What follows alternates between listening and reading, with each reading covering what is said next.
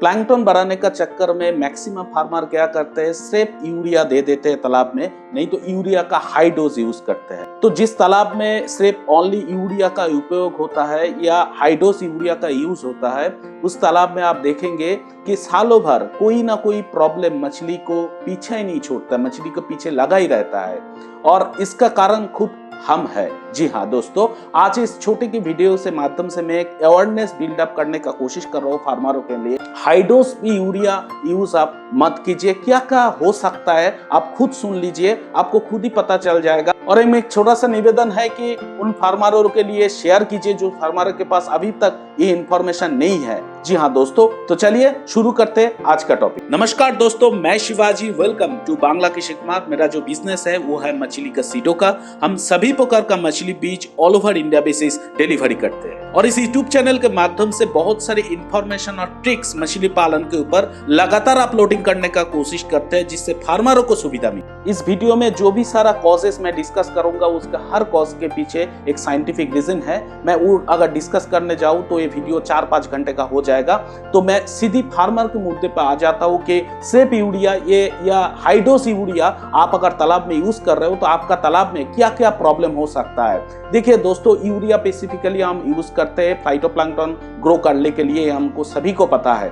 लेकिन अगर आप सिर्फ यूरिया को दे रहे हो और हाई डोज में यूरिया यूज कर रहे हो तो आपका तालाब में कार्बन डाइऑक्साइड बहुत ही ज्यादा ग्रो हो जाएगा। हमारा जो फाइटोप्लैंक्टन ग्रो करने के लिए कार्बन डाइऑक्साइड का सख्त जरूरत रहता है। हम सभी को पता है कि प्लैंक्टन को हम लोग फाइटोप्लैंक्टन ग्रो करने के लिए कार्बन डाइऑक्साइड का जरूरत रहता है। लेकिन हाई कार्बन डाइऑक्साइड आपका तालाब में मछली से लेके आपका तालाब का जो पानी है सभी आपको खराब कर देंगे। स्पेसिफिकली गर्मी के टाइम में जो लोग सिर्फ यूरिया का उपयोग करते हो या हाई डोज में यूरिया का देते हो, उस तालाब में देखा जाए तो एमोनिया टॉक्सिसिटी हो जाएगा। और एमोनिया टॉक्सिसिटी अगर तालाब में होंगे तो आपका तालाब का जो डीओ है यानी कि डिजोल्व ऑक्सीजन है वो आपको कम होते जाएगा। और इरेगुलर अगर आप करेंगे तो आपका मछली का मोर्टेलिटी शुरू हो जाएगा। सिर्फ सुबह ही मछली मरेगा नहीं, यानी कि जो डिजोल्व ऑक्सीजन के वजह से सुबह मछली मरता है, सिर्फ सुबह ही नहीं मरेगा, दिन में भी आपका मछली मर जाएगा। तो आपको देखना है कि डिजोल्व ऑक्सीजन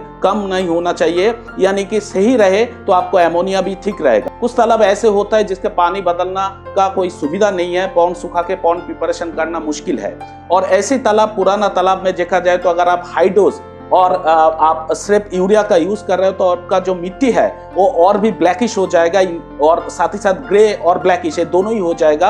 और आप लोग जानते हैं कि तालाब का नीचे का मिट्टी में मीथेन जो गैस होता है वो बहुत ही ज्यादा हाई रहता है। अगर आप सिर्फ यूरिया का यूज कर रहे हो और हाई डोज में यूरिया दे रहे हो, साथ ही साथ आपको क्या होगा कि आपका मिट्टी का जो मीथेन है वो और भी बढ़ जाएगा, मिट्टी जो होता है और भी ब्लैकिश हो जाएगा। और ब्लैकिश हो जाने की वजह से आपका मछली और तालाब के ऊपर सीधा इफेक्ट पड़ेगा। हम लोग सभी जानते हैं कि यूरिया हम लोग देते हैं फाइटोप्लैंक्टन ग्रो करने के लिए, लेकिन ये हाई डोज यूरिया, ये सिर्फ यूरिया के आप देंगे अगर तो आपको फाइटोप्लैंक्टन को जो थिकनेस होता है वो थिकनेस वो कम कर देते हैं। और कुछ टाइम देखा जाए तो लगातार ऐसे करते जाएंगे तो आपको फाइटोप्लैंक्टन को ये मार देते हैं, यानी कि किल कर देते हैं। तो हाई डोज यूरिया देने से पहले आप 10 बार सोचिए इस बारे में। जो लोग पंगासियस मछली नहीं तो झींगा पालन कर रहे हैं, उस जगह अगर आप सिर्फ यूरिया देंगे या हाई डोज यूरिया यूज करेंगे तो उसका बिहेवियर चेंज होएगा, यानी कि खाने का टाइम इधर उधर हो जाएगा, उसका चलने फिरने का जो एक नेचुरल जो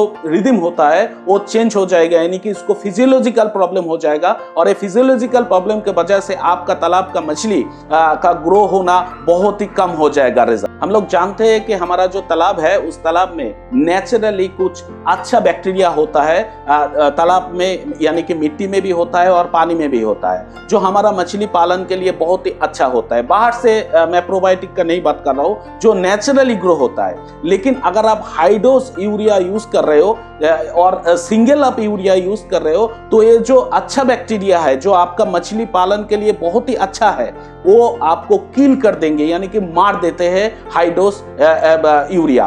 तो आपको ये ध्यान में रखना है, क्योंकि आप जानते हैं कि हाई डोज यूरिया या सिर्फ यूरिया अगर यूज करेंगे तो आपका जो तालाब है, तालाब का जो पानी है उसमें एसिडिक हो जाएगा, यानी कि आपका तालाब एसिडिक हो जाएगा। यानी कि एसिडिक तालाब में प्रोबायोटिक ठीक तरीके से काम नहीं करते। जो रिजल्ट होना चाहिए, चाहे वो सॉइल प्रोबायोटिक हो या वाटर सॉइल प्रोबायोटिक हो या मिट्टी का प्रोबायोटिक हो, जो भी प्रोबायोटिक आप यूज कर रहे हो, बाहर का प्रोबायोटिक, आपको नेचुरल प्रोबायोटिक तो ये यूरिया मार ही देंगे, हाई डोज यूरिया यूज। और साथ ही साथ अगर आप बाहर से भी प्रोबायोटिक दे रहे हो तो एसिडिक तालाब हो जाने के वजह से आपका तालाब में वो इफेक्टिव रिजल्ट नहीं करेगा। इसीलिए यूरिया देने से 10 बार सोचिएगा दोस्तों।